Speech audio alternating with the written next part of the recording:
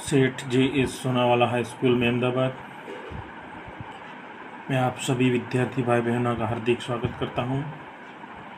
विद्यार्थी मित्रों, हमने पिछले वीडियो में नमक का दारोगा कहानी के 2 भागों के बारे में अध्ययन किया था।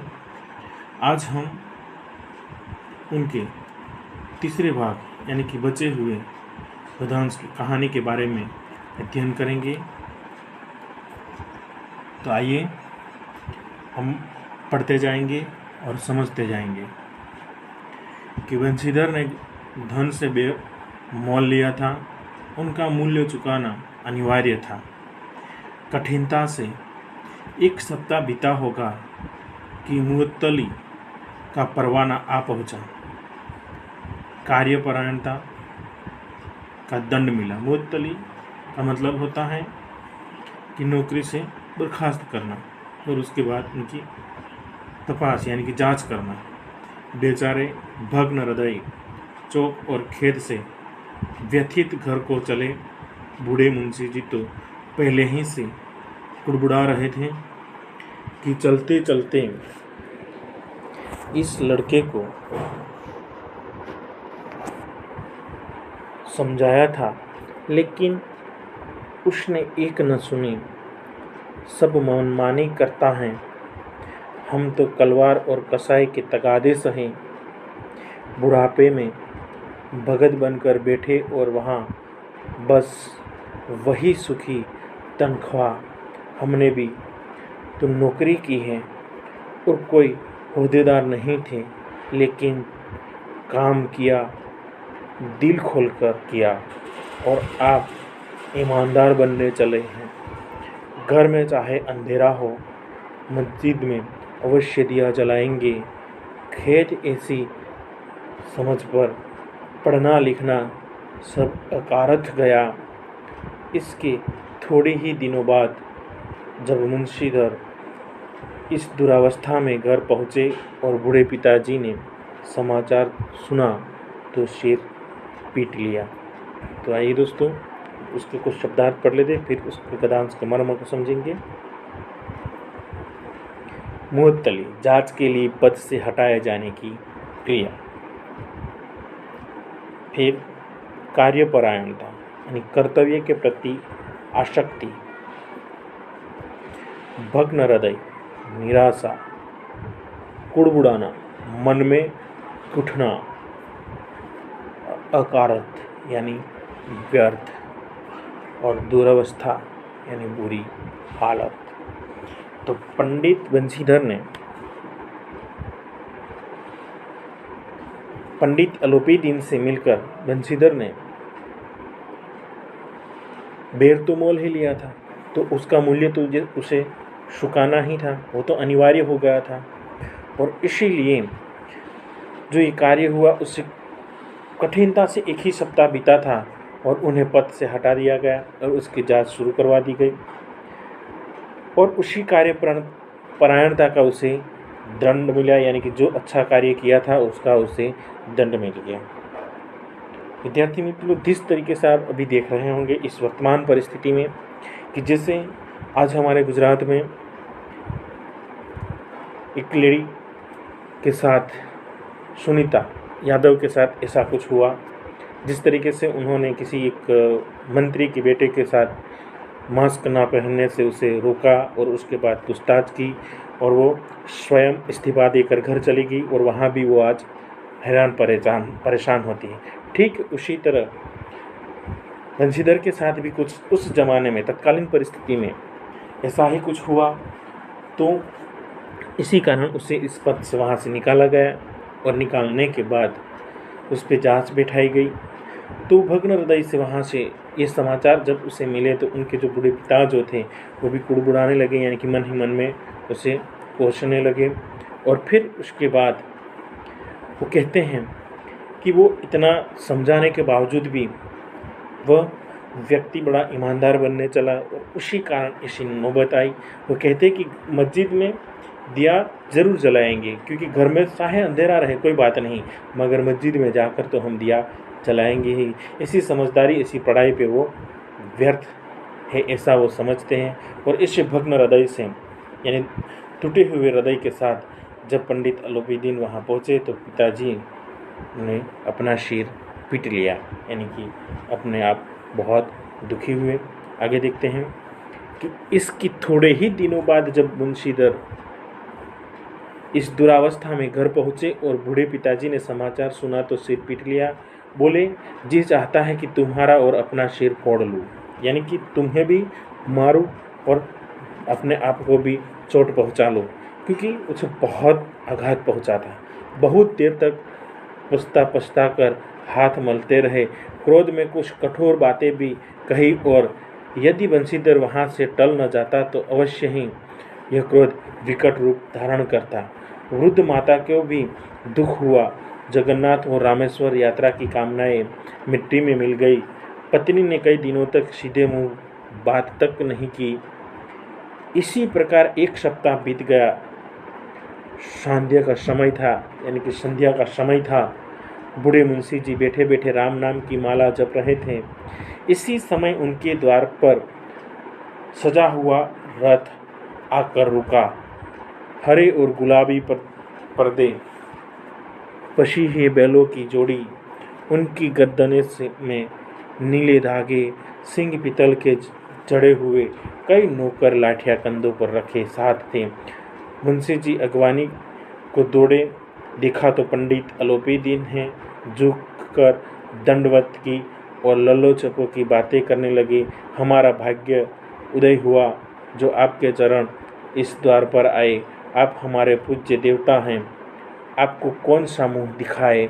मुंह में तो कालिख लगी हुई हैं, किंतु क्या करे, लड़का अभागा कपूत है, नहीं तो आपसे क्या मुंह छिपाना पड़ता। ईश्वर निसंतान चाहे रखे पर ऐसी संतान ना दे। ये दोस्तों शब्दार्थ पढ़ लेते हैं, फिर समझते हैं। तो पशीहे यानी कि पश्चिम दिशा की अच्छी नस्ल के बैल, दंडवत यानी जमीन पर लेटकर उसे नमस्कार करना। तो विद्यार्थी मित्रों, कुछ समय बीता और उसके बाद उनके यहाँ पे पंडित अलोपीदीन जो है वो पिता पुत्र जिस तरीके से एक दूसरे से कठोर बातें कर रहे हैं, ऐसा कर रहे हैं, वैसा चल रहा है। उनकी माता उनको भी बहुत दुख हुआ है। उनकी पत्नी जो है वो भी उनसे अच्छे सीधे मुंह से बात नहीं करती है। और कुछ इसी प्रकार उनके घर पे जाने के बाद कुछ एक सप्ताह जैसा समय बीता। संध्या का समय था, तो उसी वक्त उनके घर पे एक सजा हुआ रथ आकर खड़ा रहता है। तो उनको वहाँ अगवानी करने के लिए, यानी कि उसका स्वागत करने के लिए पंडित अलोपीदीन जब वहाँ पे रथ लेकर पहुँचे हैं, तो मुंशीधर जी उसकी स्वागत के लिए वहाँ पहुँचते हैं। तो देखते हैं तो पंडित अलोपीदीन हैं, तो झुककर ज़मीन पर लेटकर उसका स्वागत करते हैं। वो कहते हैं कि तुम तो हमारे देवता हो, और क्या करें कि आप पुत्र ही कुछ ऐसा था, वो अभागा था, कपूत हैं कि जो हमारी एक भी बात न सुनना, नहीं तो आपसे इस तरीके से मुँह छुपा कर हमें क्यों बात करनी पड़ती। उससे अच्छा तो हमें निसंतान ही रखते भगवान, तो अच्छा होता। आइए अब पंडित अलोपीदीन उसका क्या उत्तर देते हैं, पढ़ते हैं। अलोपीदीन ने कहा, नहीं भाई साहब, ऐसा ना कहिए। मुंशी जी ने चकित होकर कहा, ऐसी संतान को और क्या कहूँ। अलोपीदीन ने वात्सल्यपूर्ण स्वर में कहा, कुल तिलक और पुरखों की कीर्ति उज्जवल करने वाले संसार में ऐसे कितने धर्मपरायण मनुष्य हैं जो धर्म पर अपना सब कुछ अर्पण कर सके। पंडित अलोपीदीन ने बंशीधर से कहा, दरोगा जी, इसे खुशामद न समझिए। खुशामद करने के लिए मुझे इतना कष्ट उठाने की ज़रूरत न थी। उस रात को आपने अपने अधिकार बल से अपनी हिरासत में लिया था, किंतु आज मैं स्वेच्छा से आपकी हिरासत में आया हूँ। मैंने हजारों रईस और अमीर देखे, हजारों उच्च पदाधिकारियों से काम पड़ा, किंतु परास्त किया तो आपने। मैंने सबको अपना और अपने धन का गुलाम बनाकर छोड़ दिया। मुझे आज्ञा दीजिए कि आपसे कुछ विनय करूं। बंशीधर ने अलोपीदीन को आते दिखा तो उठकर सत्कार किया। किंतु स्वाभिमान सहित समझ गए कि वह महाशय मुझे लज्जित करने और जलाने आए हैं। क्षमा प्रार्थना की कोई चेष्टा नहीं की, वरन उन्हें अपने पिता की यह ठकुर सुहाती की बात असह्य सी प्रतीत हुई। पर पंडित जी की बातें सुनी तो मन की मैल मिट गई। तो आइए थोड़ा सब तो समझ लेते हैं, फिर आगे करते हैं। कुल तिलक यानी कि कुल का तिलक, कुल का सूरज, धर्मपरायणता, धर्म में आसक्ति रखने वाला व्यक्ति जो है वह तो पंडित अलोपीदीन जो है वो मुंशी जी से कहते हैं कि ऐसा अपने मुंह से कभी ना बोलिएगा, क्योंकि मैंने ढेर सारे व्यक्ति देखे, बहुत से अधिकारियों को देखे, मगर ये व्यक्ति जो है वो कुल का तिलक है और वही धर्मपरायणता पुरुष भी है, क्योंकि वो धर्म में आसक्ति रखता है कि अपने धर्म की पालन करते हुए सब कुछ अर्पण कर सके। तो वो दारोगा जी से कहते हैं कि बंशीधर, आज मैं खुद अपने पैरों से चलकर यानी कि अपने खुद चलकर तुम्हारी हिरासत में आया हूँ। उसी दिन तो आपने अपनी शक्ति के बल पर मुझे हिरासत में लिया था, मगर मैं सामने से चलकर आज आपकी हिरासत में आया हूँ। मैंने कई अमीर देखे हैं, कई रज देखे हैं, कई हजारों उच्च पदाधिकारियों को देखा है और सबको मैंने अपनी धन के गुलाम बनाए थे, मगर आप ही एक ऐसे व्यक्ति हैं कि जो धर्म में आसक्ति रखते हैं। तो आज मैं आपको कुछ कहने का प्रयास करूंगा, उसे मुझे बोलने दीजिए और उसे आप समझिए। तो जिस तरीके से उस तरीके की बातें होती हैं, तो बंशीधर जो है वो भी कुछ हिसाब से यानी कि अपना आपको अपनी इज्जत रखते हुए उसे आकार भी देते हैं, फिर भी वो जब सभी बातें करते हैं तब उनके मन के जो मेल हैं वो मिट जाती हैं। किस तरीके से बातें करते तो देखते हैं कि पंडित जी की ओर उड़ती हुई दृष्टि से देखा, सद्भाव झलक रहा था। गर्व ने अब लज्जा के सामने सिर झुका दिया। शर्माते हुए बोले, यह आपकी उदारता है जो ऐसा कहते हैं। मुझसे तो कुछ अविनय हुई हो, उसे क्षमा कीजिए। मैं धर्म की बेड़ी में जकड़ा हुआ था, नहीं तो वैसे मैं आपका दास हूँ। जो आज्ञा होगी वह मेरे सिर माथे पर। अलोपीदीन ने विनीत भाव से कहा, यानी कि उससे विनती करते हुए कहा कि नदी तट पर आपने मेरी प्रार्थना नहीं स्वीकार की थी, किंतु आज स्वीकार करनी पड़ेगी। बंशीधर बोले, मैं किस योग्य हूँ, किंतु जो कुछ सेवा मुझसे हो सकती है उसमें त्रुटि न होगी।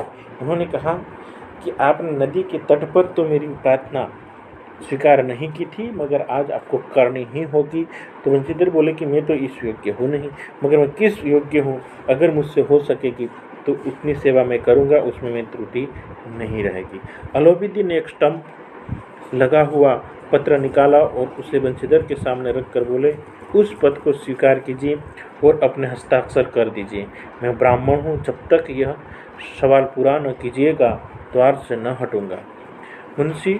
बंशीधर ने उस कागज को पढ़ा तो कृतज्ञता से आंखों में आंसू भर आए। पंडित अलोपीदीन ने उनको अपनी सारी जायदाद का स्थायी मैनेजर नियुक्त किया था। 6,000 वार्षिक वेतन से अतिरिक्त रोजाना खर्च अलग, सवारी के लिए घोड़ा, रहने को बंगला, नौकर चाकर मुक्त। कंपित स्वर में बोले, पंडित जी, मुझमें इतना सामर्थ्य नहीं है कि आपकी उदारता की प्रशंसा कर सकूं, किंतु ऐसे उच्च पद के योग्य भी नहीं हूँ। अलोपीदीन हंसकर बोले, मुझे इस समय इस एक अयोग्य मनुष्य की ही जरूरत है। आइए शब्दार्थ पढ़ लेते हैं उसके। तो वहाँ पे उन्होंने कहा कि मुझे ऐसे ही अयोग्य मनुष्य की ही ज़रूरत है, क्योंकि मुझे किसी भी तरीके से ऐसे व्यक्ति की नहीं ज़रूरत है कि जो कैसा भी बड़ा क्यों ना हो। मगर उन्होंने कहा कि तुम जिस नदी के तट पर जिससे दारोगा थे, वैसे ही दारोगा बनकर आपको यहाँ पे रहना है, और उसी कारण मुझे ऐसे व्यक्ति की ही ज़रूरत थी। तो इन सभी बातों को देखकर वो सभी जायदाद का स्थायी मैनेजर बनाते हैं, वो पढ़ते हैं बंशीधर जी, तो कुछ कृतज्ञ हो जाते हैं, यानी कि एहसान मानने का भाव मानते हैं कि ऐसा इतना बड़ा पद मुझे देते हैं, तो वो कहते हैं कि मैं इस पद के लिए योग्य नहीं हूँ, आप चाहे तो भी कोई दूसरा काम मुझे दे सकते हैं। तब बंशीधर ने कहा कि मुझे इस ऐसे अयोग्य व्यक्ति की ही इस पद पे ज़रूरत है। बंशीधर ने गंभीर भाव से कहा, यो मैं आपका दास हूँ, आप जैसा कीर्तिवान सज्जन पुरुष की सेवा करना मेरे लिए सौभाग्य की बात होगी, किंतु मुझ में न विद्या है, न बुद्धि, न वह स्वभाव जो इन त्रुटियों को पूर्ति कर देता है। इससे महान कार्य के लिए एक बड़े मर्मज्ञ अनुभवी मनुष्य की ज़रूरत है, जो मर्म को समझ सके, जो जान सके, ऐसे एक महान व्यक्ति की ज़रूरत है। तो पंडित अलोपीदीन ने कमलदान से कलम निकाली और उसे बंशीधर के हाथ में देकर बोले, न मुझे विद्वता की चाह है, न अनुभव की, न मर्मज्ञता की, न कार्यकुशलता की। इन गुणों के महत्व को खूब पा चुका हूँ। अब सौभाग्य और सुअवसर ने मुझे वह मोती दे दिया जिसके सामने योग्य और विद्वता की समझ फीकी पड़ जाती हैं। यह कलम लीजिए, अधिक सोच विचार न कीजिए, दस्तखत कर दीजिए। परमात्मा से यही प्रार्थना है कि यही आपको सदैव वही नदी के किनारे वाला बेमुरवत उद्धर कठोर परंतु धर्मनिष्ठ दारोगा बनाए रखे। बंशीधर की आंखें डबडबा आई, हृदय में संकुचित पात्र में इतना एहसान न समा सका। एक बार फिर पंडित जी की और भक्ति और श्रद्धा की दृष्टि से देखा और कांपते हुए हाथ से मैनेजरी के कागज पर हस्ताक्षर कर दिए। आइए कुछ शब्दार्थ हैं वो पढ़ लेते हैं। बेमुरत यानी कि सौजन्यता, उदारता और धर्मनिष्ठ, जो धर्म में आस्था रखने वाला हो। तो विद्यार्थी मित्रों, पूरे कहानी में नमक व दारोगा यानी कि जो धर्म और अधर्म की लड़ाई होती है, इसमें पंडित अलोपीदीन जो है वो कुछ गलत कार्य करते हैं, तो बंशीधर जो है वो अपनी ईमानदारी पे अड़ग रहते हैं, तो अंत में जाकर अधर्म पे धर्म की विजय होती हुई हमें दिखाई देती है। और पूरी कहानी में पंडित अलोपीदीन जो है वह और बंशीधर जो अपने धर्म पे सदैव अड़ग रहते हैं और अंत में उनका विजय होता है, यानी कि पंडित अलोपीदीन उनकी अपनी पूरी जायदाद का स्थायी मैनेजर बनाकर उनको ये भेंट देते हैं। तो विद्यार्थी मित्रों, अब आपको उसके स्वाध्याय प्रश्नों को पढ़ना होगा और अपनी नोट में लिखना होगा। ठीक है, तो धन्यवाद।